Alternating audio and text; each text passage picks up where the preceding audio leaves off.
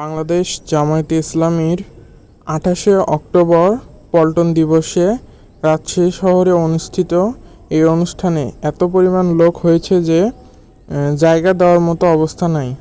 আমরা সবাই বাইরে দাঁড়িয়ে দেখছিলাম। এখানে এমন একটা অবস্থা হয়ে গেছে যে পেছনে যে মেইন রোডটা আছে সেই রোডটা পর্যন্ত বন্ধ হয়ে গেছে। যদিও তারা ওই রোডটা দখল করে নাই, তারা সামান্য জায়গা নিলেও এত মানুষ যে সেখানে আইন শৃঙ্খলা রক্ষাকারী বাহিনী রাস্তা পর্যন্ত বন্ধ করে দিতে বাধ্য হয়। এটাই হলো বাংলাদেশ জামায়াতে ইসলামীর পাওয়ার। মানে এইখানে যতগুলো নিরাপত্তা কর্মী রাখা হয়েছে তা দিয়েও রাস্তা কন্ট্রোল করা যাচ্ছিল না। সবাই ওই দিনের ঘটনা দেখতে সেইখানে ভিড় করে।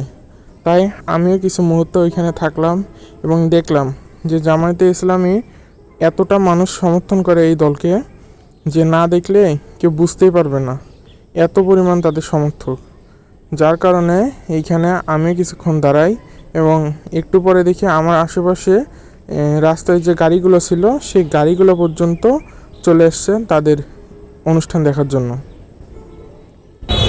জামায়াত ইসলামী বাংলাদেশ জাতীয় সংসদে প্রতিনিধিত্বকারী একটি ইসলামী দল। জাতীয় লোকের অংশীদার হিসেবে জামায়াত ইসলামী বাংলাদেশ জোট সরকারের মেয়াদ শেষে ২৮শে অক্টোবর বাইতুল মোকাররমের উত্তর সড়কে এক সমাবেশের আয়োজন করে। এখানে আওয়ামী লীগ বা ১৪ দলের পূর্ব ঘোষিত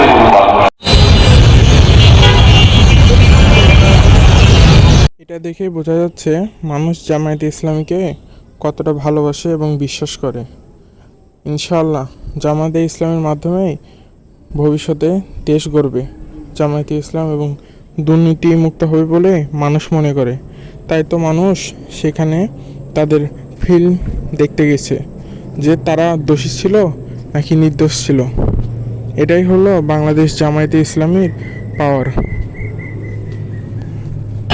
একজন জীবন্ত রাজনৈতিক কর্মীকে এভাবে লাঠিপেটা করে মেরে ফেলার দৃশ্য কত অমানবিক, হৃদয় বিদারক, মর্মস্পর্শী তা অনুভব করছে কোটি কোটি টেলিভিশন দর্শক।